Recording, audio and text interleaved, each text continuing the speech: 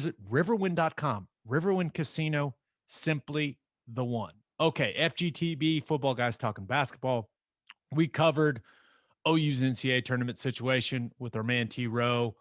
Ted wanted to take a look at Oklahoma State's really quickly. They end up being a 4 seed, which confused a lot of people, including myself, with how they finished conference play, the run they had there in the Big 12 tournament. I think they were at a disadvantage against Texas in the Big 12 tournament final because they had to play a semifinal and Texas didn't. Yeah, that's an advantage in a Yeah. sport that, where you use your body. So if you're more tired, disadvantage. But they get Liberty in the first round, should be able to take care of that game. But I was looking at their draw and watch out for that second round matchup against Tennessee because when you dive a little deeper into Tennessee, obviously they played some good teams there in the SEC, but they're one of the best defensive teams in the country. Jaden Springer, Keon Johnson, both really talented freshmen for the Vols. That could be kind of a bad matchup for Oklahoma State because Tennessee actually does have a couple guys that have length, that are physical, that I think can take turns guarding Cade Cunningham. So I've got my eye on that second round matchup for the Cowboys. Yeah, I think it could be a tough one. Um, I think this time of year, in my very limited basketball knowledge, I think being hot is the most important thing. And Oklahoma State is one of, if not the hottest team in the country right now. Um, they kind of were up and down throughout the season, and they closed out strong. Took that into the conference tournament game or conference tournament and played really well. Were fantastic. Looked great against Baylor. That was a great game, and I agree. Had everything been on the level against Texas, I think they would have won that game. So I think Oklahoma State enters the tournament with an incredible amount of confidence. They're getting really good play from multiple guys. I think Oklahoma State's an Elite Eight team at least. I like it. I I hate like saying it, but I they're fun to watch. I do not hide that I'm a big Mike Boynton fan. I mhm. think he's fantastic. I love the way he approaches the job. I love the things he says publicly. I love the behind the scenes stuff that they put out. And Cade Cunningham is extremely fun to watch.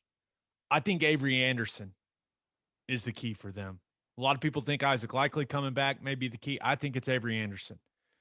When he has scored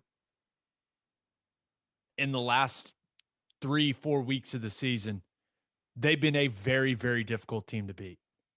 If he's scoring 15, 20, right? They went to West Virginia without Cunningham, and I think he had 31 or something in that win on the road. So I think Avery Anderson, he's also their stopper on defense. Now Boynton jumps into a lot of zone, that stuff, but Avery Anderson, I think, is the key. I really do. I know everyone's looking at Cade Cunningham. A lot of people looking at Likely, but my eyes are on Avery Anderson. I think if he plays really well, that you're right, Ted. I think they are an elite 8 team. Yeah, I've got that matchup with Houston in the Elite Eight, and uh, I know Houston is a I think grinded Oklahoma out. State is a better team than Houston. I've seen I Houston play a couple times. I like Yeah, Oklahoma State better. I do too. I'm not sure necessarily um what that how that matchup would play out. I think Oklahoma State's a better team, but sometimes you see a team like that that's really good defensively. It's kind of a grind each possession out. Oklahoma State likes to get up, run, but I agree with you. Cade Cunningham. I think he's the best player that I've seen this year. There's some other really good guys, and everyone has their opinion on that. But I think he is most dangerous. He can hit some great shots because he's got great length. He hit some of those step back threes and create some of those nice jumpers. But Oklahoma State, in my opinion, is at their best when he's taking people off the dribble and forcing help defenders, and they cut backdoor on stuff because he's really good passer. And whenever people start to cut off of his drives, they get easy layups, easy dunks, and that turns into big, they turn that around into momentum on the defensive end. I think that's when they're most dangerous. Not necessarily their shot making, but whenever Cade Cunningham starts beating people on the bounce and getting into the paint, and he's able to dish to those cutters. I'm interested to see how Cade Cunningham reacts to being in the tournament, right? Because essentially all season, he has been a guy that has made the right basketball play, right? If he's getting doubled, he passes out of it. He hits the open man. He'll pass up a shot to get a guy a better shot. Like, he is an unselfish player.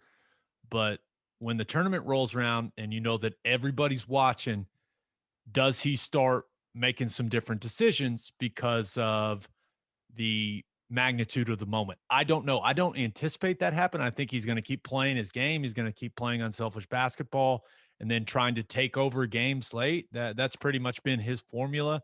But some guys react weird in big situations. Yeah. He doesn't seem like he'd be one of those guys, Ted, but No. it's definitely going to be interesting to see how he approaches it.